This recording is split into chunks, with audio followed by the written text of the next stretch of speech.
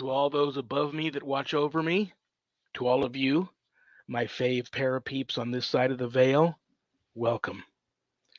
This is Reverend Sean Whittington's Paranormal Ministry Live. I'm your host, Sean Whittington.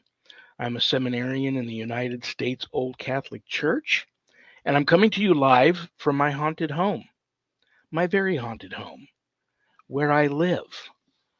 Got a great show today. And my guest is in the green room. You all know her. You all love her. My guest is in the green room. She'll be out very shortly. But I want to thank each and every one of you for taking an hour out of your busy Friday afternoon to hang out with me and my paranormal ministry family. And because without all of you, I don't have a show. So God bless each and every one of you. Let's check the prayer urn.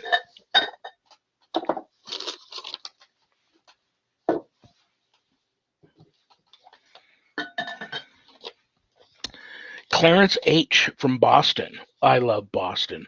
I know a lot of people that seem to have evil attachments. Can you pray for them and all of us that suffer from that? All of us that suffer from that. I hope you're not suffering from that too, Clarence. And yes, it seems to be something that's going around, especially nowadays. I most definitely can do that. And in honor of yesterday being Feast of the Archangels, I will call on the archangels to help us with that request. Okay. Name of the Father, and of the Son, and the Holy Spirit. Amen.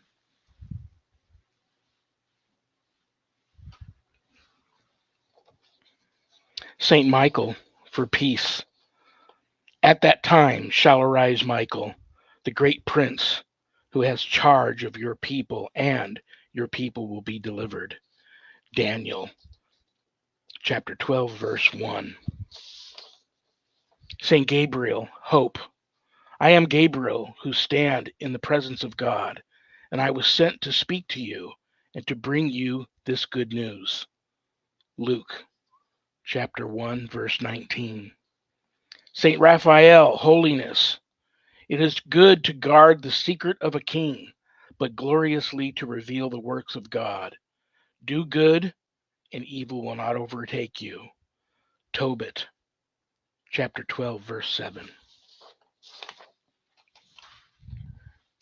Saint Michael, glorious Prince of Heaven, protector of souls, I call on you to free us all from all adversity and all sin, and to make us useful in God's service, obtaining from him the grace of final perseverance. Amen. Okay. Thank you, Clarence. Let's check the Paranormal Ministry mailbag.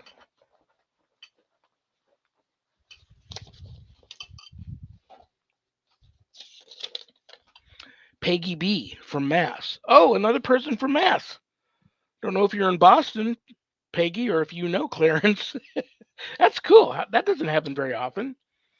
Are bad dreams a result of paranormal activity? You know what? This is also a great question for today's guest, and I'll leave this question out so we can talk with her a little bit about that too.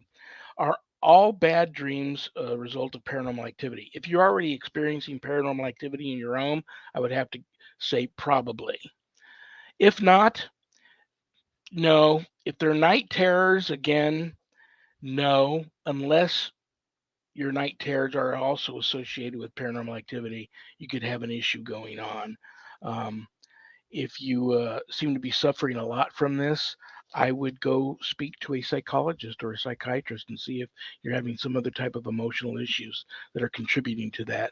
If you do believe it is attached to the paranormal, get some clergy over there to bless, cleanse, and if necessary, do a property exorcism or a home exorcism and try to help with that. But that's a great question. I'm going to leave that out for to talk to my guest today about that. Um, Thank you very much, Peggy. Brothers and sisters, if there's anything you want to know about my wife and I and our ministry work, go to our website, www.ghost-b-gone.biz.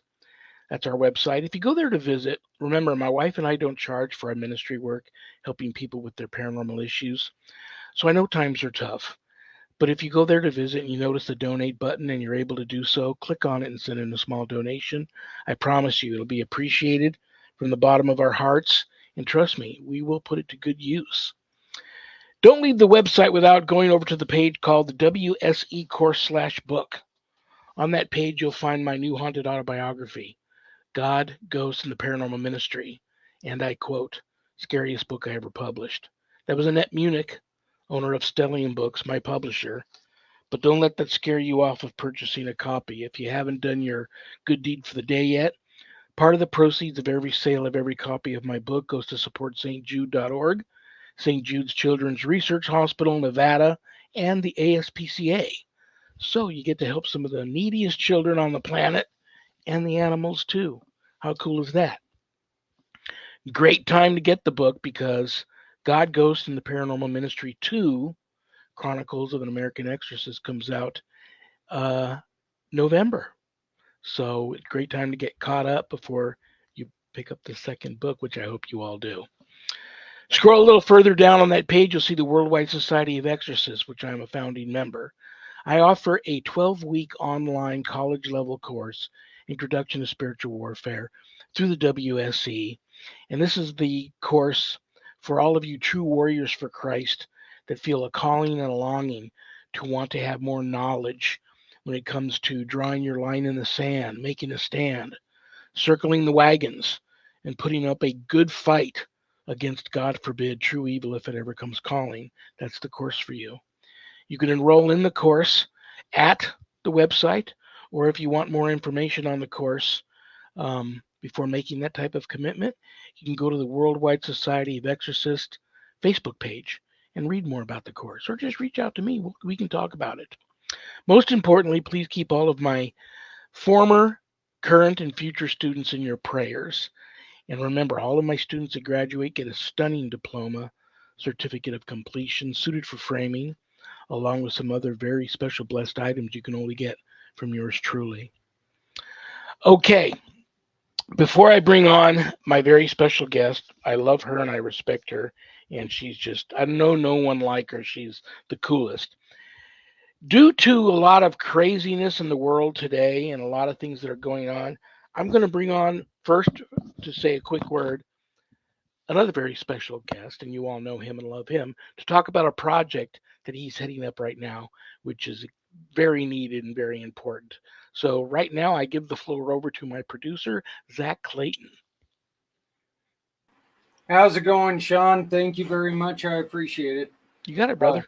By the way, your special guest and I, we had a wonderful conversation prior to the show. It lasted for about, 32 seconds because your producer sometimes he loses his mind. So yeah. But my ears were burning. You guys must have been talking about me too.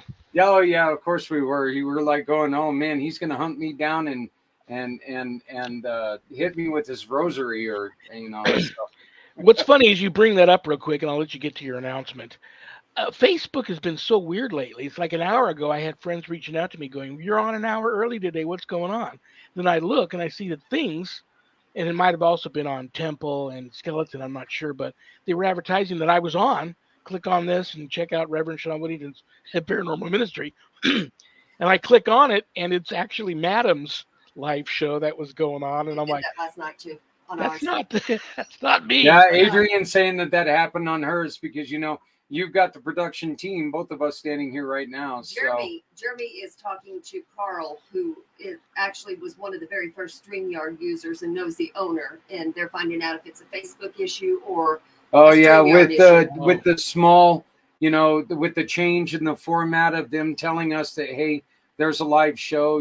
I mean, we want to apologize and let everybody know that's not actually a me thing. I didn't mess that up, believe it or not. So I was afraid I did last week, but now we know that I didn't do it. Madam is not a good thing to be screwing with Rev's show because Madam is nasty. I mean, she has some nasty shit on her show. Nasty. It's funny, Adrian bring that up. One of my smart ass. Oh, wasn't going to say ass, and there I said it twice.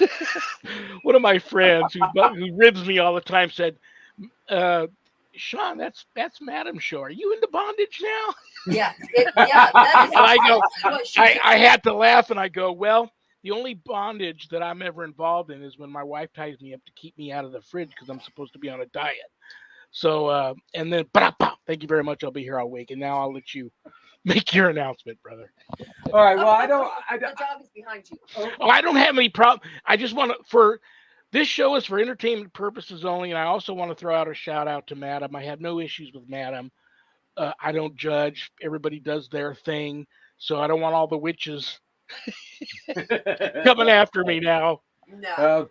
Well, Sean, I want to thank you very much for this little bit of time. As many of you guys, well, as most of you guys are going to know, there was a terrible, terrible hurricane that is coming back around and hitting South Carolina right now because, it didn't do enough damage.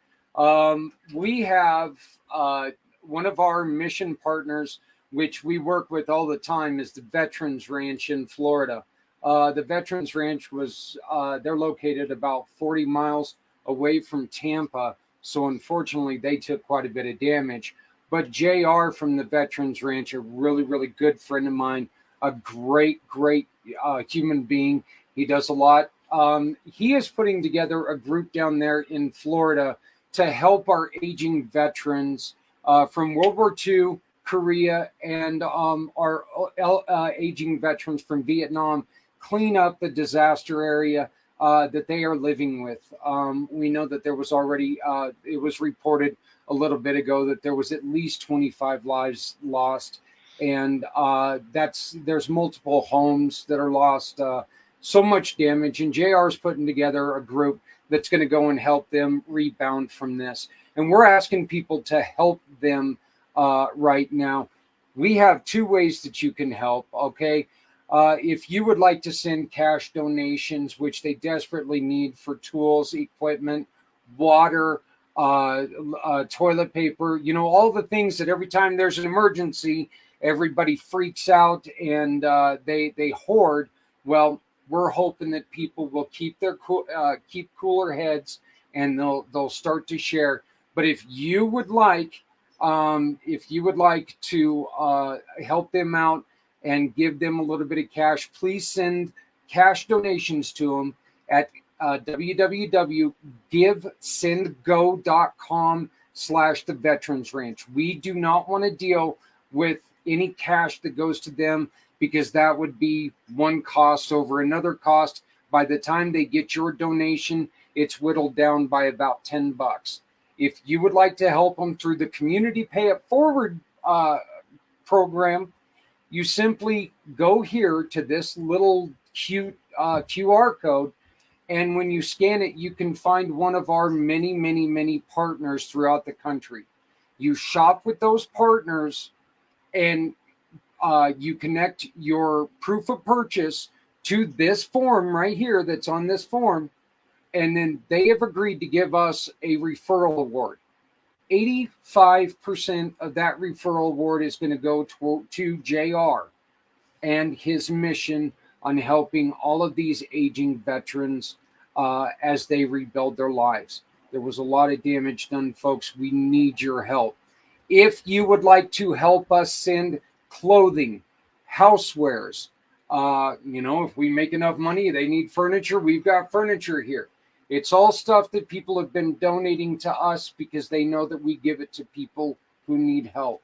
If you would like to do that, contact us at communitypayitforward.us, and you can help us by getting that stuff to them that way. But once again, please, cash donations. JR and Rev, I think that you're going to love this. JR has a little saying that he uses quite often. Do you give a buck? Well, now's the time to really give a buck. And please go to www.givesendgo.com, or you can use the Community Pay It Forward program by scanning this code right here. So again, Rev, I'm sorry to Sharon that I'm taking up her time, but this is very important. Here at Community Pay It Forward, we truly believe that no one has to go it alone. When we all come together, we're asking you to come together and help us, help JR, help these veterans that are in such need right now. Absolutely. My pleasure, brother, and I hope it all works out. And anything else I can do to help, just let me know.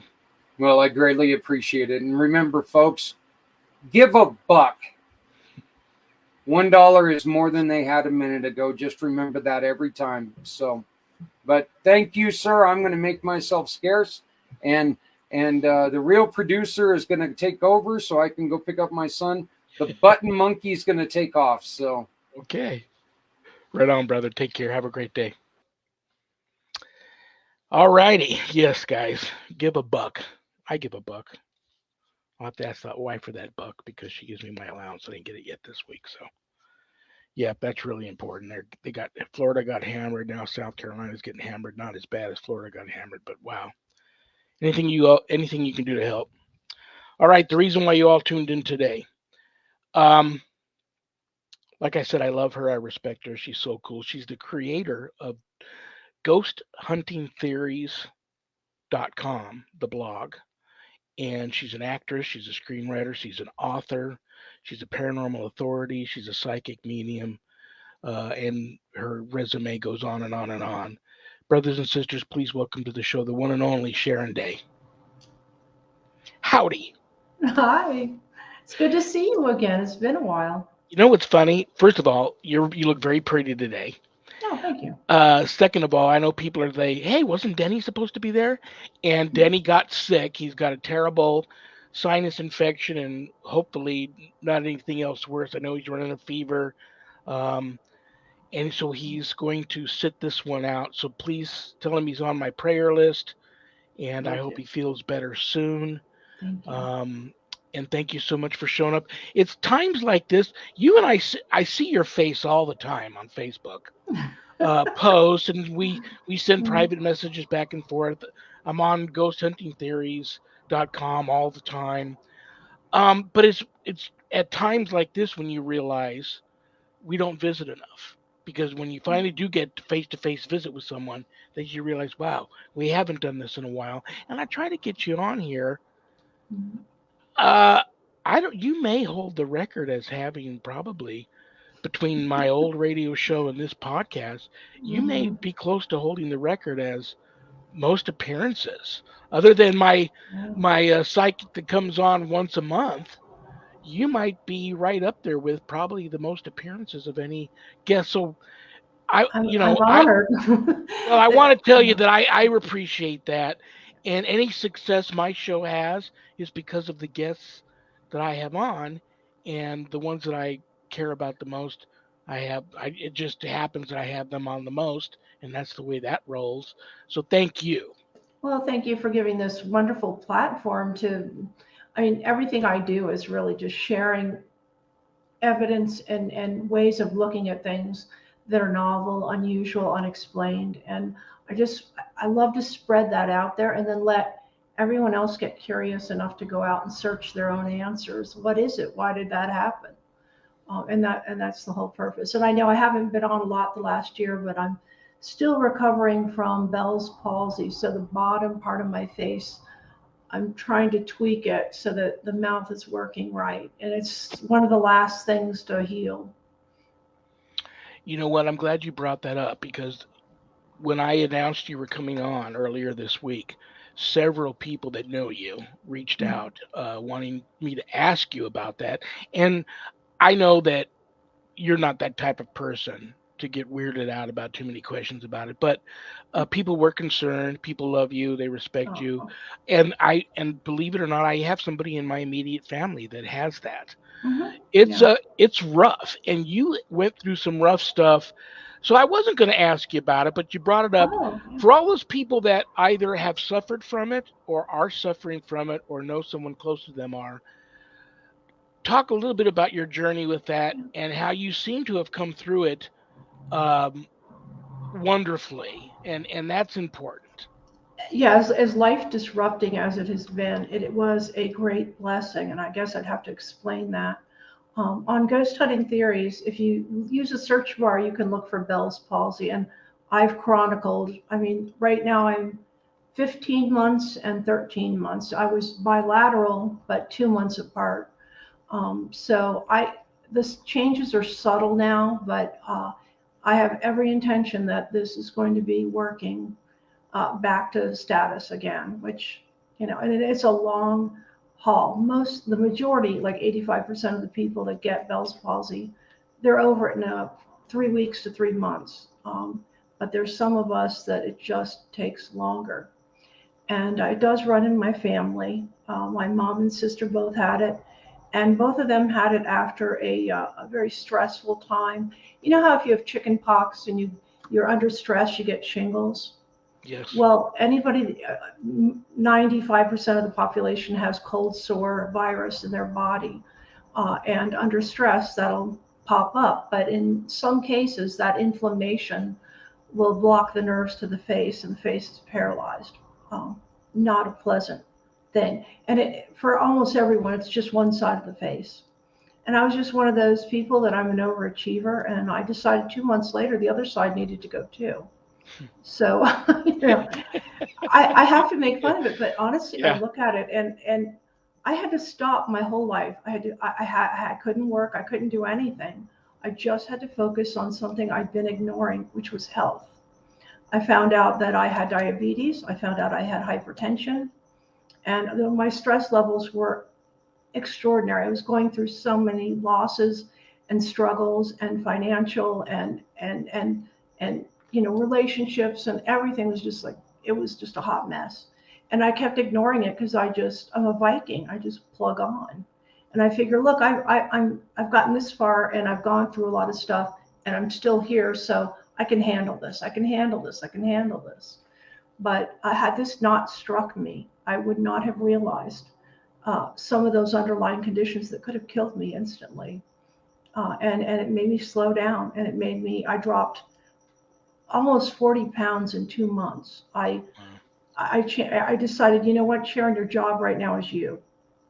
And I wrote about this recently, but I through meditation and prayer, I've really come to the understanding that when we have physical issues like that, or a lot of negative stuff in our life, it's usually because we're not understanding the soul's energy. And the soul is the thing that powers us, but we often forget that's even there.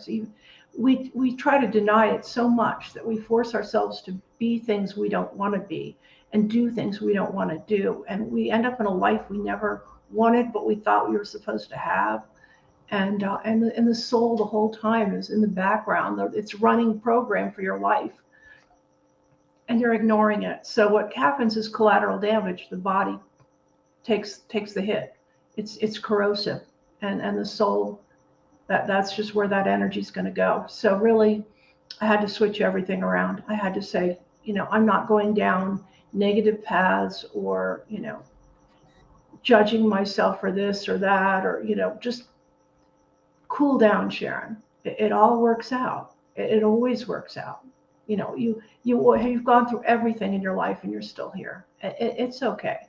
And you're not going to be graded. You're not going to be judged right now. This moment, you're still changing. You're still forming. You can't stop and say, okay, my worth is today. Because tomorrow you may cure cancer. You don't know. Yeah. So, it gave me a big perspective change, and it gave me a spiritual shift.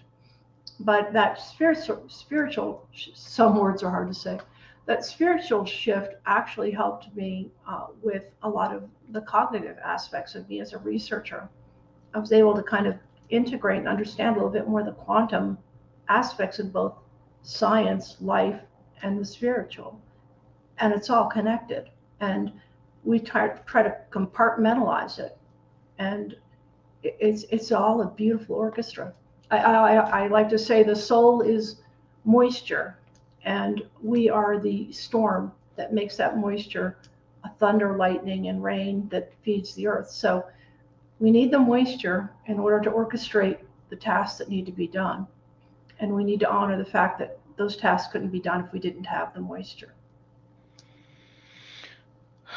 If I ask you anything that you're uncomfortable talking about, and I don't think I've ever Oh, asked hon, anything. Yeah, I know you. I'll talk about anything. I have to ask though, is it, because my brother-in-law had it bad, and I never asked him, is Mhm. when it hits the face like that, is it actually painful? It's not painful. What I would compare it to is you go to the dentist and he numbs you up, and you feel like your lips are huge and you can't talk right and you're drooling. That's what it's like.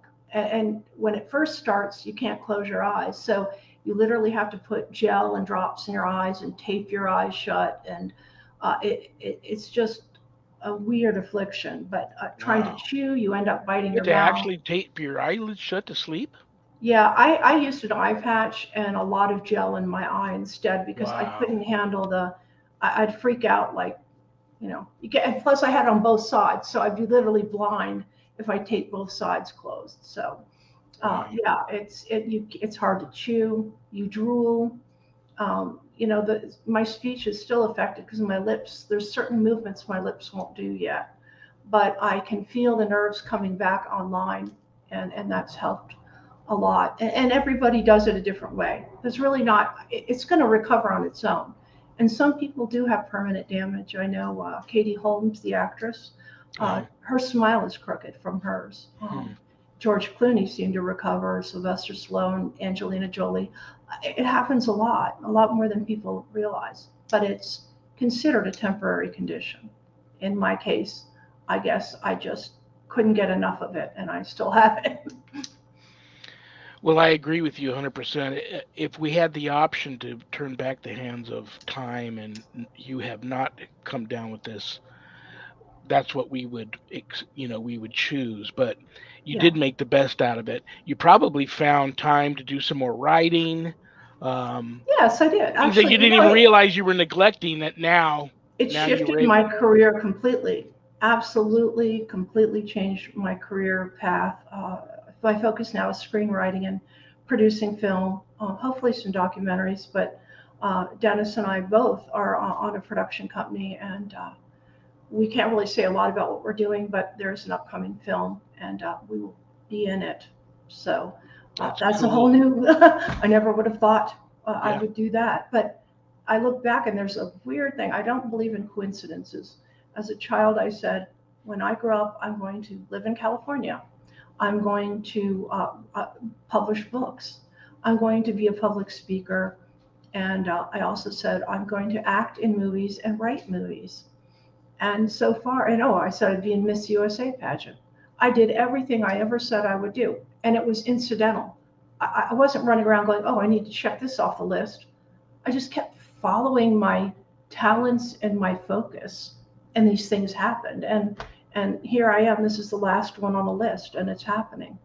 And not at a great time. Still working on this, but now I have a new motivator to get do all the work that I have to do to get the muscles strong, get things working, because somehow there was a divine, every bad thing has a good thing. And in this case, it was extraordinarily good and extraordinarily bad. Well, you learn something new every day. I did not know, and he just posted it here on the screen. I didn't know that my co-producer Zach suffered from that, or Mhm. is continually suffers from that. I didn't know that. So, wow. Yeah. Yeah, I know a lot of people that have like a little residual. They'll say, I have a numb place in the corner of my mouth, or, my smile's a little weird. I've been working really hard because one thing I'm known for is being very smiley and upbeat. I'm a very happy person. I'm chill. Life is so cool. I mean, I go out in my backyard and the bugs are a mystery and the sky is a mystery. And I just never stop reveling in how amazing it is that my soul decided to take mortal form, even if it meant this was going to happen. And so my smile was a huge thing. I used to model. My smile was my trademark, and I can't do an open faced smile yet. Let's talk about we'll jump in feet first. I've got some pictures that I sent Zach. If we start talking about some of that, hopefully I'll be able to get the pictures up on the screen. Okay. But before we move on off to that, I have to ask uh, how important it is to uh, recognize when you're extremely over the top. You're hanging over the edge by your fingernails emotionally and physically with stress. sometimes in your life, that can manifest into many, many things. And you have to address that and find a way. Any words of wisdom for anybody that is just a stress case, other than just wanting to run right out and get a prescription for some type of mind altering drug, which everybody does nowadays? But any words of wisdom on stress? I've been actually counseling people for since 1990 with anxiety disorders, so I know a great deal about the cognitive aspects and also the physical, how to treat your body and all that. But when it comes to stress, I think a lot of us, especially me being a Virgo and being kind of I guess, a leader by nature, a caregiver, I tend to think that there's always something I can do, and control is an illusion. And I think I heard Jim Carrey say this recently. I thought it was a brilliant quote. He said, "Life doesn't happen to you; it happens for you."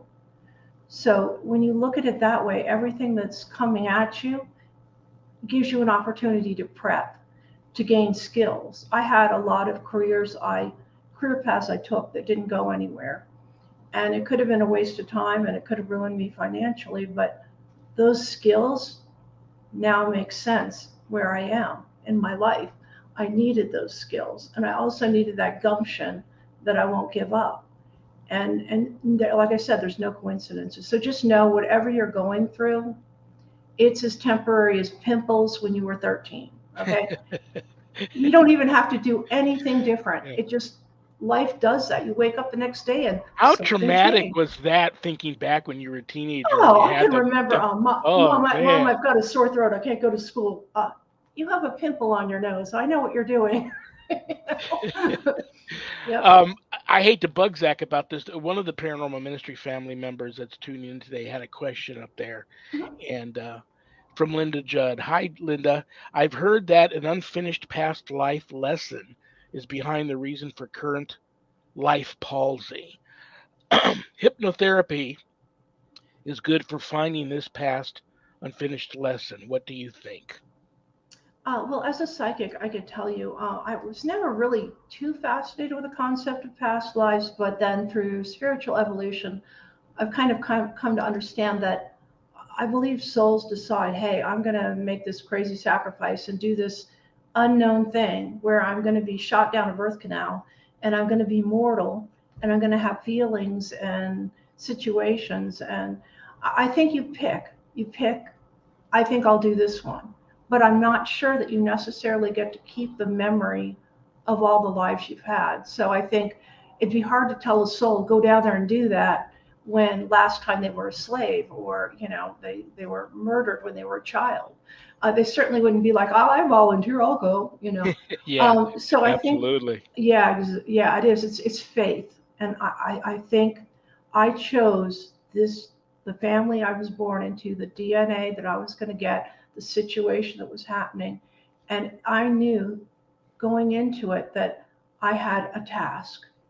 And the minute I was born, I was child number 7. They didn't want a child. They were already grandparents' age. They did not want another kid. And it was obvious that they just didn't have time for me. I didn't get read children's stories. I didn't get birthday parties, none of that stuff. But I knew this family needed me. The siblings were older, and it was 60s, a time of great revolution, and the teenagers were all crazy. And I knew that they needed something from me. And so my purpose coming here immediately was, how am I going to help either soothe what they're going through or distract them from what they're going through, or maybe just make them smile. And so I spent a whole lifetime of, in a weird way, emotionally caregiving. And that was my purpose. And everything that I've had is to that end.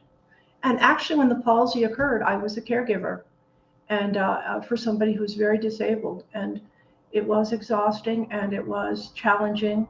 And I was doing that on top of trying to get a career going.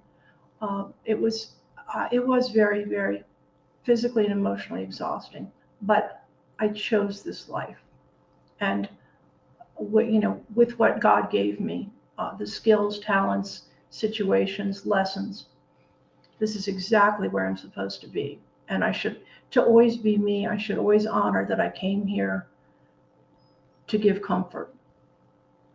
Absolutely.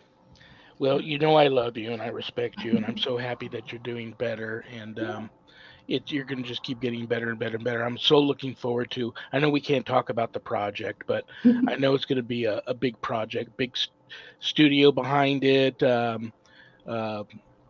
you're going to get mad at me, but I know it's a western. I love all that. I just think it's so cool. You know, Yeah. I love Denny, and he's Oh goodness, yeah. Both of us have great roles in this. We were expecting to just work in production, but they're like, no, yeah. we'd like to have you in it. We're like, That's going to be oh, so cool. okay. That's going to be very, very cool. So, Looking forward to it. yeah, I mean, I love it. I love history, and the message in this is just exquisite. So, when I'm allowed to go public, once it's announced who the stars of the film are, then I can talk a little more about this exceptional film. And yeah, and that's just the start of things. I have a TV series I'm writing, and it's kind of X-Files like in a way, but also has very strong spiritual bend that you'd like, I'm sure too. Where I said, integrating the unexplained and the spiritual, and showing how it's all one. It's all quantum. I also know I promoted this show today as being um, my Halloween season eve show, because starting tomorrow we're officially into Halloween season, which probably I'm going to go out on if I'm wrong, correct me. I'm going to go out on a limb and say probably your favorite time of the year. And so Uh-huh. what's 2022 Halloween for Sharon Day going to look like this year? Oh yeah, it ended up being kind of unusual. We changed our film date. We were going to be away during Halloween, so I didn't plan anything. And now that the date's been changed, I'm like, oh, I'm going to be home. But I am purchasing my first home and I'm renovating it. It's exactly 1979. No one ever changed it since 1979. Wow. It's in a retirement community. So people just left the, olive green stove and all the ugliness. So I'm one of those people. I just want to know how to do things. I don't want to just like hire someone to come in. And I also love part of my character is always to reuse, repurpose, and be thrifty. So 95% of what's in the house, I'm reusing in one way or another. So I've been really focused on that. And I think probably this Halloween, my biggest task might be to work on a sculpture for the garden. That's something ghostly that might stay there all year. Oh, very cool. Mm-hmm. Very cool. I know that's huge for you, so I was wondering. I hadn't seen. Oh, Usually, yeah. usually I see, weeks before Halloween, I see pictures of the front of your house, and it looks like a movie set. Oh yeah, yeah. And I Well, didn't see that this yeah. year. On Ghost Hunting Theories, every single day of October, there's a new post that will totally, if you like Halloween, just dive right in because I mean, I love all the times of the year, but there's something about it. I grew up in a haunted house in the East Coast, and we had the seasons, and back when people were scared of razor blades in the 70s. Yeah. So Halloween was a huge deal. We were allowed to parade up and down in the classrooms and actually call it Halloween instead of fall. Just some of those things you miss with all the politically correct bullshit. Well, we got about 20 minutes, and I'm going to try to Mhm. squeeze in two things here. Okay. When I first announced that you were coming on, fans and followers of yours sent me in a bunch of questions. I don't know if I'm going to be able to get to them. I wrote down here in big capitals, ghost stuff, Bigfoot stuff. So I've got this little piece of paper here of questions, the top questions people pertaining to ghosts and the paranormal people have recently sent me that I haven't thrown in the mailbag yet. Flip side of that is a list of questions why they're sending me questions about Bigfoot. I don't know, but questions about Bigfoot. What would you like to dive into first if I can ask you a couple of questions about either topic? I'd say ghosts are pretty applicable, and I'll just give you a brief reason why.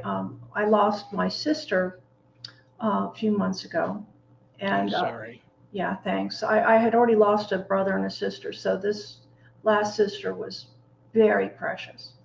But we had something I didn't have with the other siblings. They died very quickly. No chance of preparing. She had cancer, and it was laryngeal, so she couldn't talk. So we would send texts back and forth constantly. And I actually documented that on Ghost Hunting Theories, what my dying sister taught me. We said some beautiful things, and it was amazing to escort her.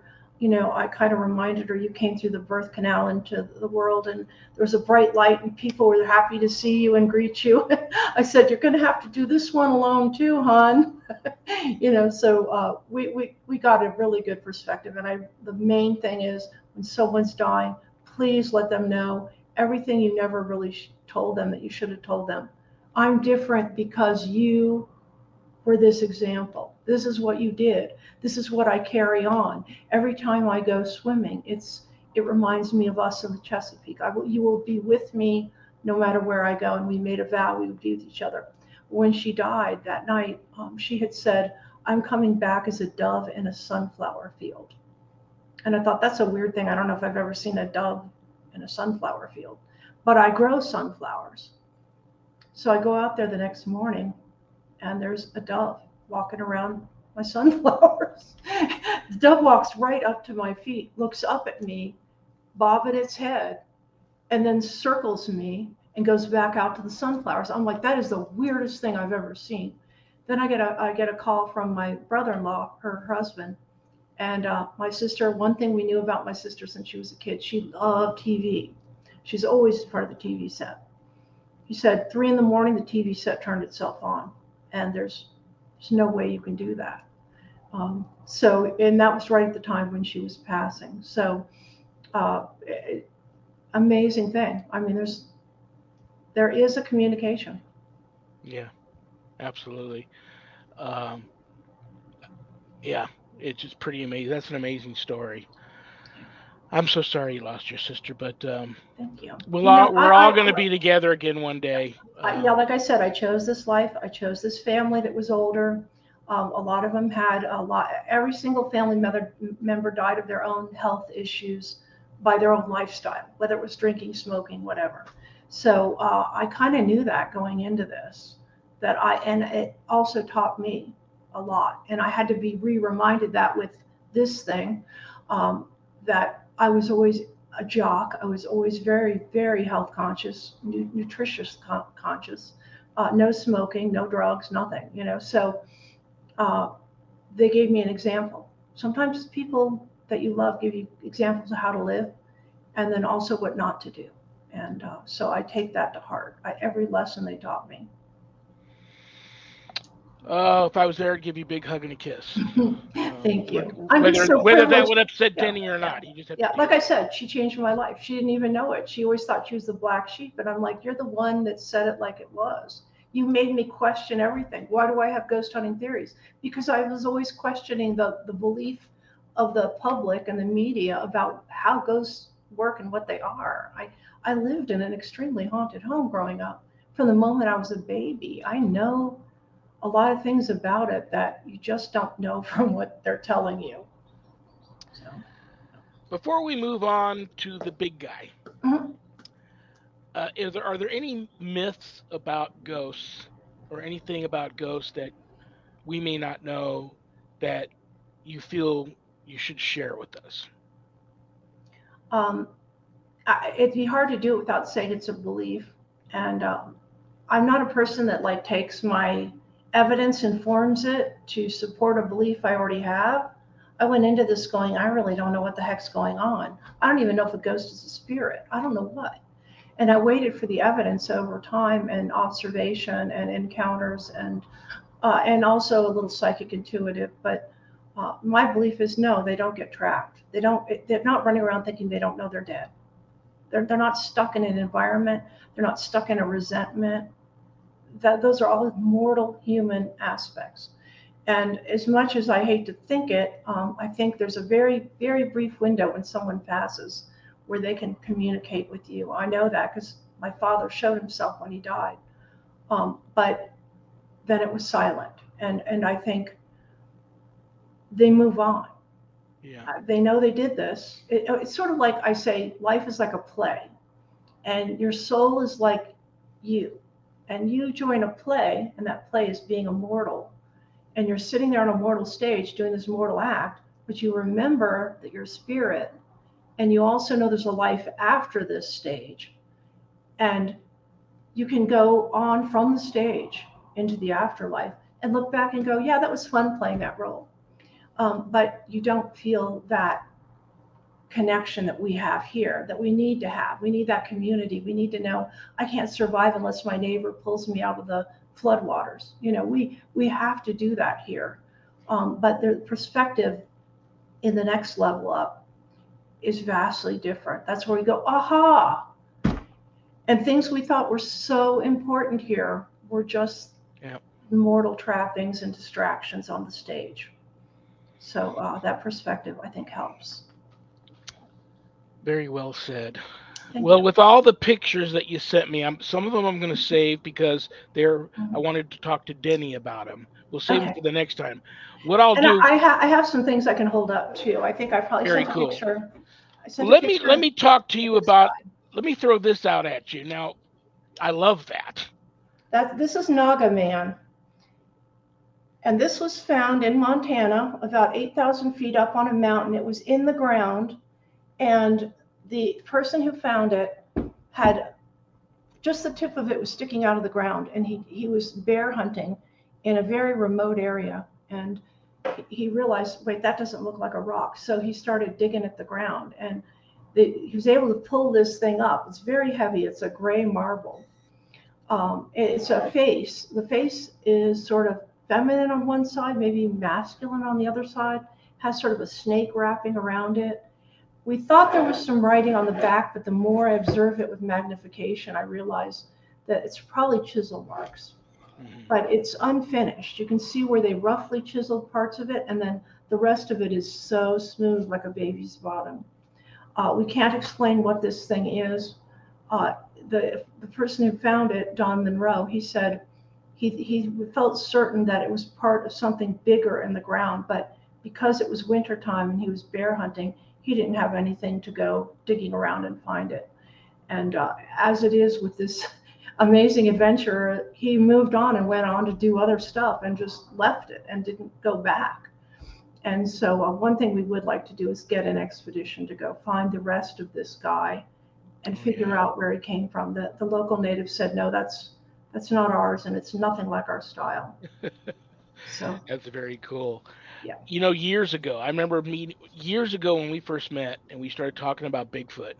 Those are some of the stuff Denny found in that cave. Oh, Denny didn't find it. He figured out. I got you. That's right. That's the story. That's right. Yeah. This picture that's up right now, this is the same explorer was in New Mexico, and he was poking around in some very remote areas, but he saw signs of what he thought could be a cave behind a lot of trees and bushes, and he's always looking for caves. And he hiked up with his friend, and they went into this cave, and this is what they found inside the cave. And it was pretty obvious when there's a bigger picture of it that shows the whole cave, at least what they could get in the photograph. There were stacked slabs of rocks like a dais that these guys were sitting on. And then somebody had started, they carved the back wall with like a little curve, and they smoothed it out. And then there was another big boulder that they had started to carve a hand into. And then they had just thrown all these rocks around the bottom of the cave. Well, at the time, Don was having a kidney stone, and he was in exquisite pain, and his friend rushed him back to the hospital. He never went back to this area again. He went exploring other places. He didn't understand the importance of what he had found in this cave, but it was Dennis Gurn that was looking at these, and he said, those are Marquesas Islands. Well, the Marquesas Islands are 4,000 miles off of Mexico in the Pacific. Yeah. They're South Pacific Island, but the statues there, you'll often see them on Ancient Aliens because absolutely. Yeah. They look like aliens, and they have their little butts are like connected, and they're on a knee or they're squatting. And this is just an unbelievable find. We found in Mexico and South America, Central America, some influences from the South Pacific that we can't deny, but this is blatantly, clearly You can pull up statues from Marquesas Islands. This is exactly them. Yeah, absolutely. So what are they doing in a cave in the Southwest? Wow. Mind blowing. So we do want to plan an expedition there. I also want to bring a team to do a documentary. Anytime we're thinking of uncovering anything from ancient civilizations, especially ancient giants, we're going to do that live. We want to have the cameras on it. We want to have the focus on it. We don't want anyone to say this didn't happen, this isn't there, this isn't true. Now we know we have to hand it over as an antiquity, but it doesn't mean we can't document it, and it doesn't mean that we can't say, how do we chase after what happens to this? Who do we contact?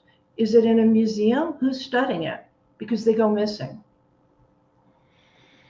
Yeah, absolutely. You know what I want to do before we run out of time? I don't know if we'll be able to get it up on the screen, but it's a head of a redoing, a model of a head. There we go. Yes. Of a creature that was recently witnessed by many people in a cave, and now I'll just back off and let you finish the story. Well, it was in the early 2000s in the Northwest. There was, I think it was Idaho. Yeah, it was Idaho. And then Don Monroe and one of his research friends went into a strange cave. It was one you wouldn't know was there because you had to climb up this hillside and go through a lot of brush to go down inside the cave. It had no signs anybody had been really in there doing anything, other than there were some ancient signs of fire having been burned in there, and signs that pigeons were living in there, but something was eating those pigeons. As he went and studied the cave over time, he got many, many hand and foot casts, even a butt and genital cast of whoever was living in there. He was leaving them food, and some strange things happened in regards to that. But when the first time they went in the cave, Don found a footprint, and it was very big, and he said, I need to go get my plaster. So he left, and he had to get in the car, go home and all that, and bring back the plaster. And during that time, his friend was sitting there in the cave, and this guy was looking at him, only feet away from him, 7 foot tall. He said he called him not any hairier than an Italian. And he said he had blue eyes, but he said that later on he said that at one point they glinted a red color, and he wouldn't ever go out on another exploration again after that. It really, really upset him. Wow. And we have this guy's footprint. It's about a little over 15 inches.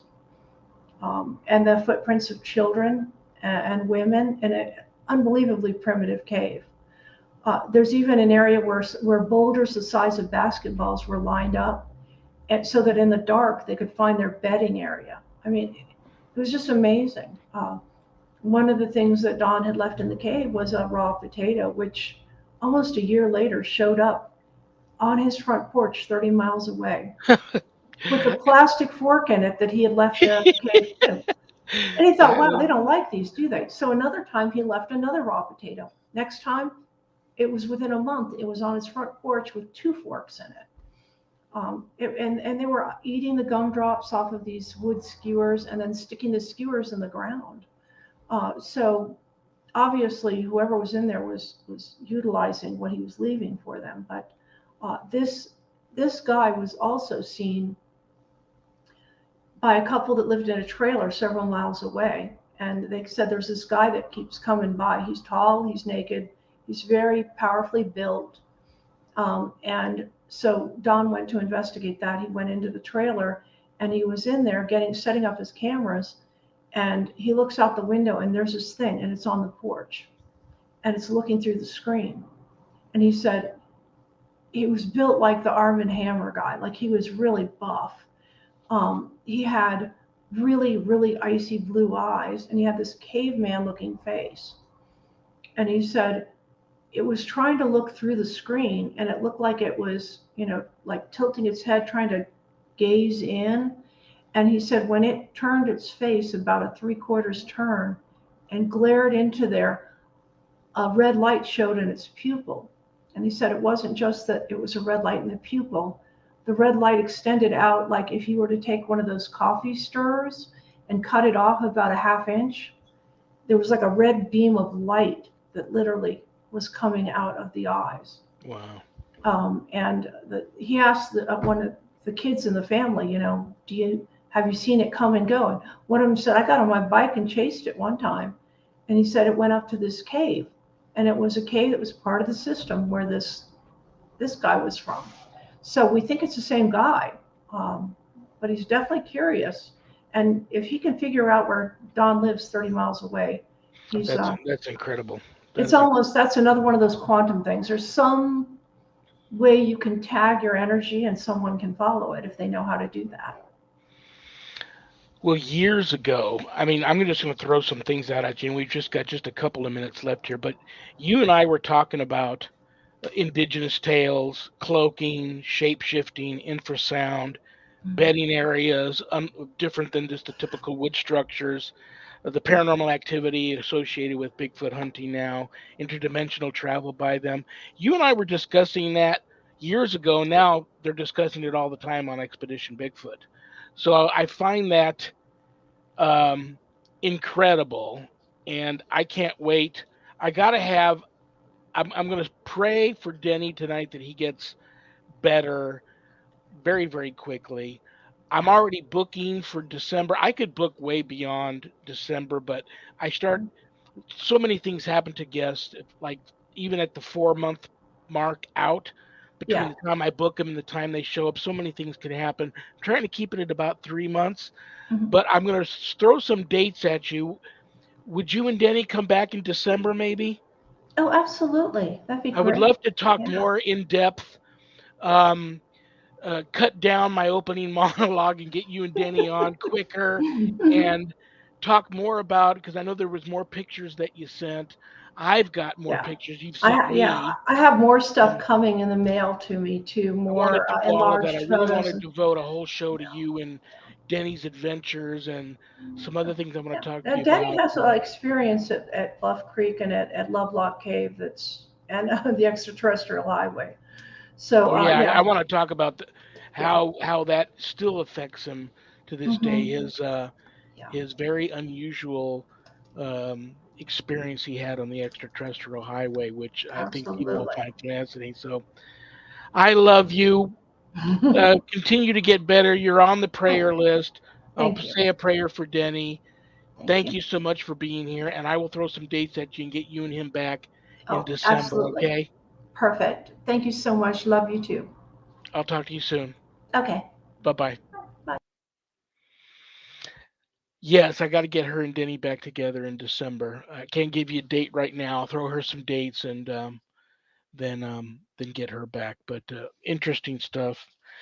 If you're an adventurer and an explorer, you want to follow Sharon Day and Dennis Gurn and look for big things for them next year, even in the acting, and being involved in films and things of that nature. But just so cool. Ghosthuntingtheories.com, the blog, check that out. She's also written some wonderful books. But yeah, I'm going to have them back in December, and we'll do all that. If anybody needs a little more God in their life, and who couldn't use a little more God in their life, the United States Old Catholic Church has night prayer every weeknight, Monday through Friday at 7 p.m. Pacific. I always have the link on my personal Facebook page if you want to check that out. Also, the USOCC has Bible study Wednesday and Sunday afternoons at 5 p.m. Pacific, and that is a really good time if you want to check that out.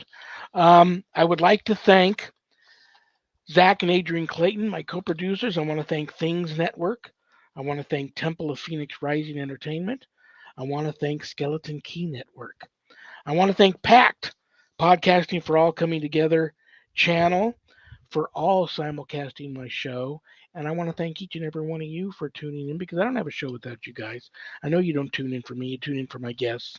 And I love that. So I will be here this coming Monday, October 3rd. Oh, you're going to love her. From Canada. You'll recognize her from Paranormal Survivor and My Paranormal Nightmare, psychic medium, paranormal investigator, totally cool. Katie Turner will be here this Monday, October 3rd. And what else do I want to say to you guys other than I love you all? It's bad joke time. This is a joke I'm going to pull out of the hat that one of you sent in. It's my poor attempt to put a smile on everybody's face before I say bye-bye. What happens when you witness a shipwreck? You let it sink in. Good night, Jack. Good night, Dog. Good night, Danny. Good night, Harold. Rest in peace. Good night, Ernie. Good night, Bill. Good night, Dan. I love you all. Peace.